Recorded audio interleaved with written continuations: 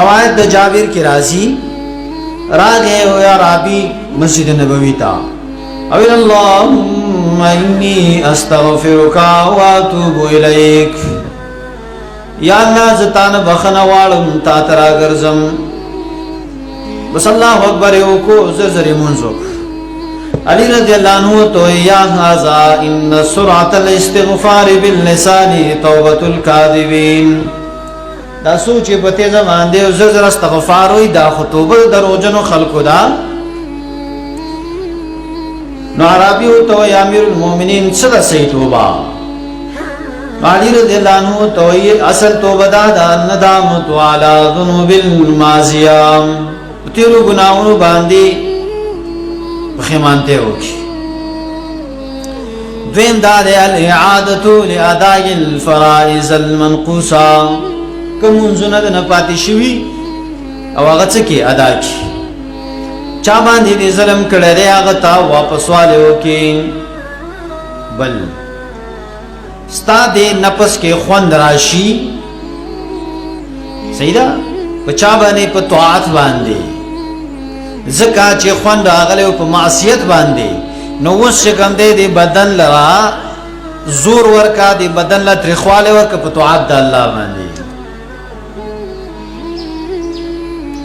دویم دا دی چې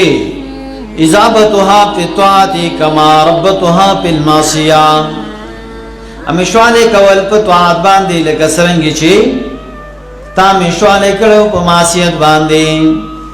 شپگم و تو یلبکاو بدلن کل ضحکت ضحکتو وہ جاڑا پا بدل دو ہری خندا باندے چتا خندل کڑی دی بسانتو گورا منگ جاڑو دیرو کمنگا خاندو دیرو سہلو بن عبداللہ تستریوی چتاو بدا دہی الانتقال من الاحوال المضمومت الى احوال الممدوحا سڑے د بدو حالاتنا خو حالات تلالش یا هي الندم على الماضي وترك في الحال والعزم على عدم العود في الاستقبال یا تو بدادا هي الندم على الماضي سڑے په مخکینو گناہونو باندې شي په خیمانش وترك في الحال او پریدی په الحال والعزم على عدم العود في الاستقبال قصو کی چی بیا ودا کار نکوم سلورم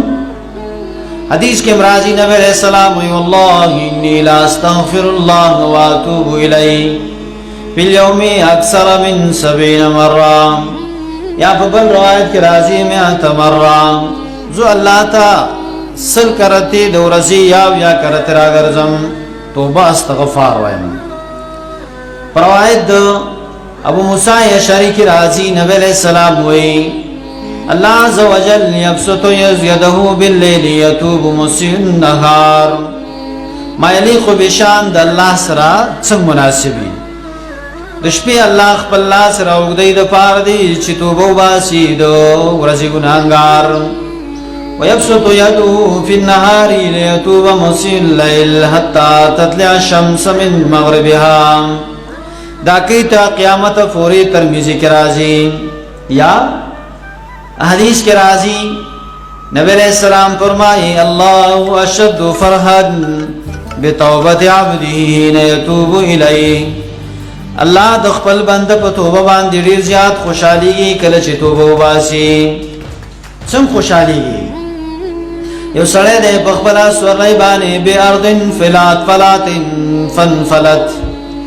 منه علیہا طعامه و شرابه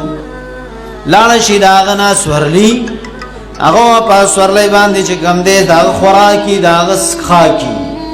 اگر دا نا امید شی داغینا وراشی دا یونی ونی لخاتا فاستجاتتها فیما بینو وکذالکا اذا هو بها قائمتا عنده چرا پاسی کی نو اگر سورلی داغ سرا نو دا سڑیر دا خوشحالی نوئی اللہم انت عبدی وانا ربکا اللہ تمی بندہ ازلی چی ما رب ما نو جی چنگ دا سڑے پر توبہ باندے دیر خوشحالی گی دا کرنگی اللہ پا خپل بندہ پا توبہ باندے خوشحالی گی اللہ دی زمان گناہونا معاف کی اللہ دی پا منبانی دنیا و دا آخرت پر دے واچی اللهم ارحم على حالنا ولا تنظر إلى سوء أعمالنا